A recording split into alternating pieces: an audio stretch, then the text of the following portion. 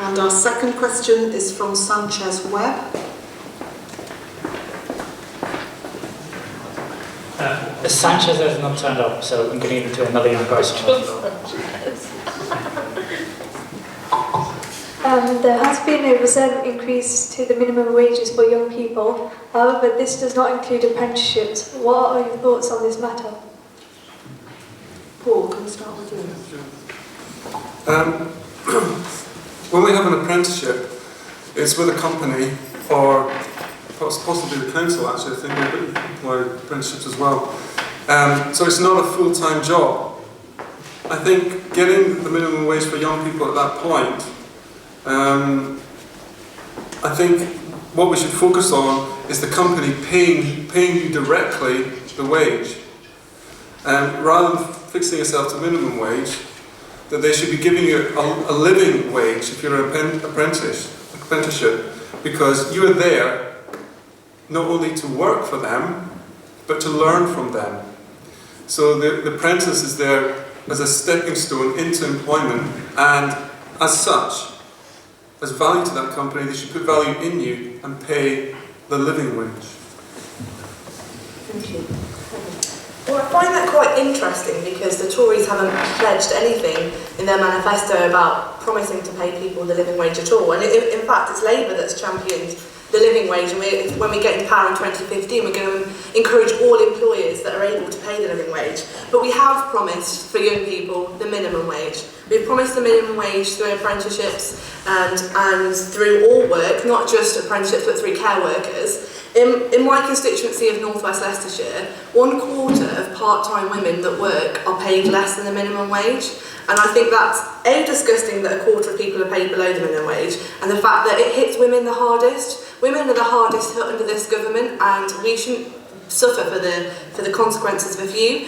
So I'd like to see everybody paid at least the minimum wage. But as I said before, Labour's pushing to get the living wage for people so they can live comfortably and spend. Again, so we can have an economy that is not built on zero-hours contract, that is not built on a lack of employment, but instead is built on strong work ethics, and the employment is up.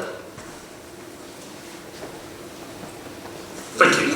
I think there should definitely be, at the very least, the minimum wage. I'm a big supporter of the living wage, and so would certainly like to see us working towards that. In fact, Hinkley and Bosworth Borough Council, which I'm on, and which is run by the Liberal Democrats, we have a majority there, were the first Lib Dem run council in the country to introduce a living wage for our employees, and I was really proud of that, very proud to vote for that. So I think definitely minimum wage, working towards a living wage, and absolutely agree with my Labour colleague on 0 hours contracts. They may work for some people, a very small minority, but I think they're hugely exploitative and should be phased out. What was the question again? Was it Increasing the minimum wage for young people? on apprenticeships? Yes, I think it should be. I think if you're doing a full day's work, then you should get paid for it. Anybody want to come back on that? Anybody want to ask a supplementary? Anybody here already an apprentice who can say first hand what it's like working or what you get paid as an apprentice? Yes.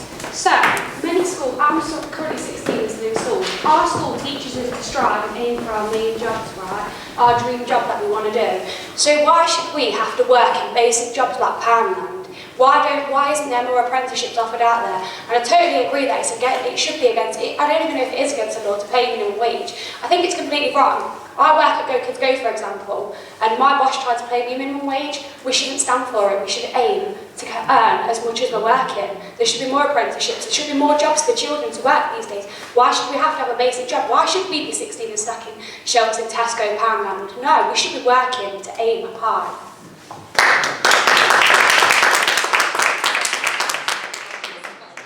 One of the issues with the economy these days is de-skilling. You know, when I was a kid, you came out of sort of school, I went to Lanky Boys down the road, you go into all the big knitting companies, get jobs as engineers, fitters, electricians, sparkies. Increasingly, with the way the technological improvements have gone, a lot of things are getting automated, and it has the knock-on effect has been that wages are dropping because the amount of skills that there are out there that are needed is dropping, and it's something that we're yet to sort of overcome. I don't see it. In real terms, wages for people 20 to 30 have dropped 8% over the last 5 years, 6 years, and that's a trend that's not changing. The way around it, I mean, I think we're getting into sort of another question there on the economy, but that's probably the answer to your question, is that the economy is de-skilling massively, and you've just got a big sort of financial Ponzi in London, in the city, that's sort of pulling average wages up, but across the board, most wages are static or dropping. So. Paul, you wanted to come back in? Yeah, I just wanted to give you an illustration, actually, probably from my own life. And also from, I'm a father of 2 children, 7 and 9 years old. When I was young, I worked in a hotel kitchen, and it was a bit rough. But and then was promoted to the bar, and then I was having to mix shots and stuff, and what was a lager, what was a beer, and anyway, you know better than that. But the Tesco story, I'm not sure about Poundland, but the Tesco stories I think is interesting. Because I've got young children, I mix with other parents, and one of them was a senior executive in Tesco, and he assured me, now this is his word, not mine, that those who with aptitude and with a bit of spark in Tesco can rise in Tesco. And I think that's important for any firm. Their value is in their employee, and if they don't look after their employee, then should you be working for the company? But that was certainly the view from the top of Tesco. With what's been going on in Tesco, it may no longer be there because they've had a lot of trouble recently. So what I would say is, if you're in a company, work up the company. Don't take it from them that you're the shelf stacker. Take it from them that you're the group manager of the team. You're the manager of the store. You're the regional manager. Now, I'm now 47, so I've had a slightly longer journey. My journey's been in universities, but your journey could be anywhere. And I think, you know, with that spark that you've just displayed with that question, you'll get anywhere. Anybody else want to make a comment, suggestion? Yes.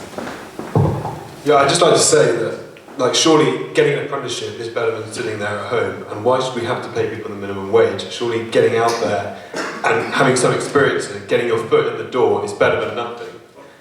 The reason, sir, that we should have to pay people the minimum wage is because of basic decency and respect. That is why we should have to pay people the minimum wage. I mean, are you suggesting that are you suggesting some kind of slave labour should be? No, I'm not suggesting slave labour at all. I'm suggesting people getting experience in the world of work so they can, as the Conservative Party representative said, they can get experience, they can use their initiative, get on the jobs ladder and work their way up. Surely that is the way, on a sort of meritocracy level. Yeah, and I totally agree. It's really good. It's good to get experience. It's what we all need, and every employer looks for experience. But what I would say is that we pay more out in supporting young people in benefits because they're not getting paid enough. That it's actually costing the economy more. So why not let's be fiscally sensible about this? Let's actually pay them what they need in a job, so we don't have to pay them benefits. I mean, it's sort of logical. I mean, the Labour Party takes a logical stance. The Conservative Party wants to work for the few rich and not for the many poor, and take a pretty illogical stance. And that's why we've seen the deficit's not gone down under their term in government, and it would go down significantly quicker under Labour because we have a spend economy. We'll have people that have got money in their pockets to go down to the shops and spend. You talked about you're going to be giving everybody a job. Yeah. I personally think that is unrealistic and unreasonable. It's not everyone, it's young people. Well, it's young people. How is that going to be sort of policed? How is that going to be sorted out? Surely the middle management of that is only going to increase the burden on the bureaucracy of this. Well, bureaucracy, it's a very easy argument, I'm sure, for the Tories to use. They want to get rid of all red tape, but this isn't the bureaucracy. This is the same people who are dealing with people's benefits, that instead of giving them money from the state, they're actually giving them a job to enable themselves to start work. And I think that's better. And I think ideologically we're probably coming at it from different points of view, but I take the sentiment. Yes. Sorry, I know you mentioned about like the sort. I wouldn't say slave labour and that, but like kind of the example I gave a short while back of the chap who literally has to travel quite a while and only gets paid £2.50. Now, if if he wasn't paid the minimum wage, he physically would not be able to do the job because it would cost him more to do it. And it would be demotivating. And if I said to you, I'm going to expect you to stack shelves at Tesco's and we give you 10p an hour, you're going to walk out within at least a couple of days at the most. And so I think it is absolutely sensible to pay the minimum wage. I mean, I know, for example, Labour is saying, oh, it's going to be about £8. Actually, I think the living wage needs to be about £10 because otherwise £8 it really isn't going to do anything for anyone. And to be fair, I think, at least from Green's perspective, we're saying that effectively there shouldn't be a minimum wage. It should just be the living wage, and the living wage should be £10 because that gives you enough to live on, enough to put on the side for the sort of the hard and rainy days, and essentially that's it really. Yeah, I think I'd just like to say, I think you did well to call the Labour Party out with sort of promises. You know, you should always be wary of politicians promising you a blank chequebook because the country's skint. And we've got a 1.5 trillion debt that you lot are going to have to pick up, your age group. You've got the public sector pensions liabilities, which your age group is going to bear the brunt of. You've got to buy a house at 6 times average salary, and so on and so forth. You know, it's a big ask. And when they start making you those promises, I'll be very, very wary indeed. Anybody else? Yes. I actually agree with Nimit, I think it was, from the Green Party. I actually agree with him. Why not pay £10 an hour? Or perhaps say, maybe, I don't know, a little bit more. Why not just scrap the minimum wage altogether and just go to perhaps say a living wage? Why not just do that? Because I think it's going to be a lot easier for young people. Because obviously, I'm in the YMCA myself, and obviously, I know my housing benefit pays a lot of my rent for me, which I am actually, don't get me wrong, I'm eternally grateful for. Because at the end of the day, it costs me about, £200-300 a month, roughly about that. Why not just scrap the minimum wage altogether and just go to a basic living wage of, say, £10 an hour? The problem is that basically companies will basically downsize them because there's certain jobs, you know, the market generally sets a rate for a wage that's viable. And if you sort of, like say, just for example, like say you've got a garden, you've got an old lady pensioner who needs a gardener to do a garden for her. At £7 an hour she can afford it, at £10 she can't. And that's one of the problems when you lift the minimum wage too high, it cuts down employment opportunities. Another way of possibly looking at it is looking at what we could do as a society to bring the cost of living down. One way would be to stop bailing out the banks, which is something the Greens referred to earlier. The amount of money we pump into the banks via zero interest rate policy, which is taxpayers giving them free money at 0.5%, and they lend to us at 5%. Help to buy one, help to buy two. The actual banking bailout money itself, there's loads of it. If we'd not bailed out RBS, the price of housing would have come down, and people could afford to live on a lot less. And that's a consideration I think should be put on the table. But people said at the time that the minimum wage was introduced under the last Labour government that would cost jobs, and it didn't cost jobs, and that was scaremongering by the right wing who love to see people kept in poverty wages and unable to fend for themselves and unable to put food on the tables of people. And you know, the minimum wage didn't cost jobs.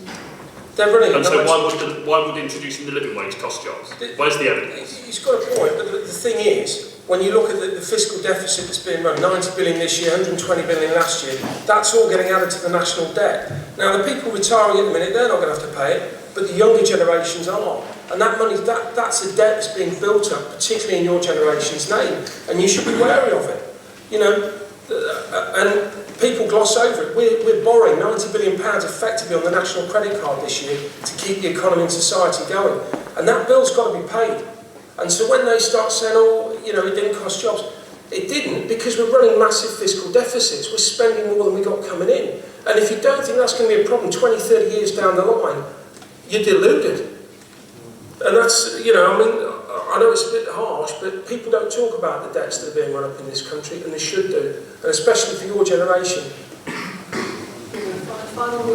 Sorry, can I just say something as well? The question was about the minimum wage not including for apprenticeships, but for people in homeless hostels as well, that's not even a choice because they can't afford to even live with the wage. I tried to do it myself and I couldn't do it. There was no chance that I ever would have an apprenticeship because the wage was so low. So I couldn't do it. Yeah. I think that's something when you look at education policy across a whole broad spectrum, something we should be doing is looking at sort of lifetime learning opportunities. And basically, you know, when you have a tough time as a kid, you know, I was at school with a lot of kids who had a tough time. It takes you maybe till your 20s to get yourself balanced and settled in a lifestyle, and then you want to be able to go back to school and do some learning. And one of the problems I think certainly my generation had was that if you didn't get into a training school thing by the time you were 16, 17, you couldn't get into an apprenticeship at 21. And it'd be nice to see us, and I think we do as a society, offer a reasonable way to get to re-skill as you get older. But I think you do need to offer support for people. And I think that's where the university thing costs a fortune. It just seems like everybody's so focused on one type of young person, but they're not focused on young people as a whole. So although you're saying about putting in apprenticeships and things like that, you're missing out on a massive gap of people who potentially have the best ideas and could go further, but they've not been given that chance. And that's why we're here today to ask you, can you help us really more than anything else? I think there's one more question. Did you want to say something? I've actually worked for myself. I started working when I was 16 in the range. I was earning minimum wage. It weren't even enough to pay my rent, so how was I supposed to feed myself and clothe myself on top of that as well? Absolutely, and I'll give you an answer. If we basically stop bailing out the banks, the price of housing would get a lot cheaper, you know, a lot more money in your pocket. And before Labour started banging on about it, in 2008 they bailed out RBS. And RBS has lost money year after year after year. And the taxpayers taking losses year after year after year. That was people's money. Eh? That was people's money. The reason they were bailed out, the banks, and I mean, you know, I have no trouble with big rich bankers, but in terms of the actual banks, that, you know, they're storing people's money. That is why they had to be bailed out. How could you not bail out? No, what he's talking about, we're not talking about bailing out depositors. When they bailed out RBS, they bailed out the bondholders, and the bondholders are big pension funds and people in the city. Now, I trade for a living. If I buy a bond or whatever, or a share, I pay a price for the risk that I'm taking. I get a dividend for the risk I take. If they go bust, I lose money. Welcome to the real world. The investors in RBS got bailed out by taxpayers, and we're not talking about depositors. They could have protected depositors and let the bondholders take the losses. They never did. And they took that tab and they put it on future generations. And that's just disingenuous in the extreme to say that deposit holders wouldn't have been paid out. There's deposit guarantees in place for £80,000 each. That would have covered 98% of people. And so why are we standing on for bankers who've got billions? I don't know. And that's how I'd answer your question. Sorry to go off topic. I was just going to say, if we can move on, we can perhaps come back to the bankers later on if there's time.